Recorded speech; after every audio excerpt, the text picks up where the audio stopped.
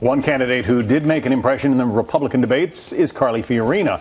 Her surge into the top ranks now bringing a sharper focus on her business record and her positions on foreign policy.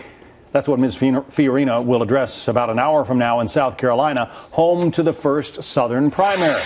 Senior national correspondent John Roberts live from the Citadel Military College there in Charleston. John.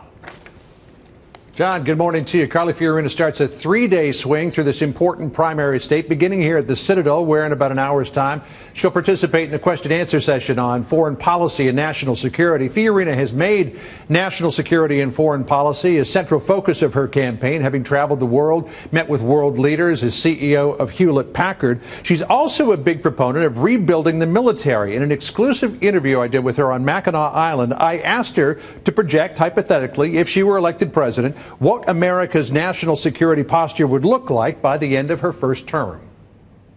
It will take time to rebuild our military, but we have to be well on our way. We have to have invested in those brigades and battalions and Navy ships.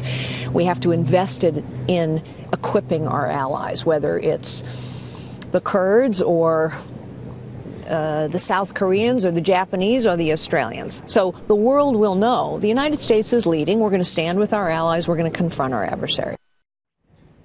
In an appearance on The Tonight Show with Jimmy Fallon last night, she talked about foreign policy. She also sang a song that she sings to her dog Snickers, and she weighed in on the Pope's visit, noting how Democrats appear to be cafeteria Catholics when it comes to the Pope, embracing some of his positions, ignoring others.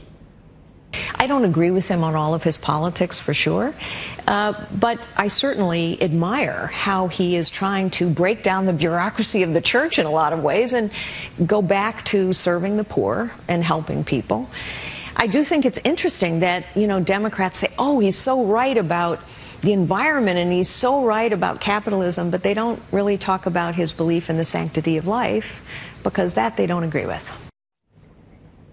Coinciding with this three-day swing through South Carolina, Fiorina's super PAC is releasing a full-length documentary called Citizen Carly. Much of it will be a preemptive strike against what are expected attacks against her tenure as CEO of Hewlett Packard and Lucent Technologies. Some people saying this is the type of film that Romney supporters should have put out at this point during his campaign back in 2012. John? All right, John Roberts keeping an eye on things there in Charleston. Thank you, John.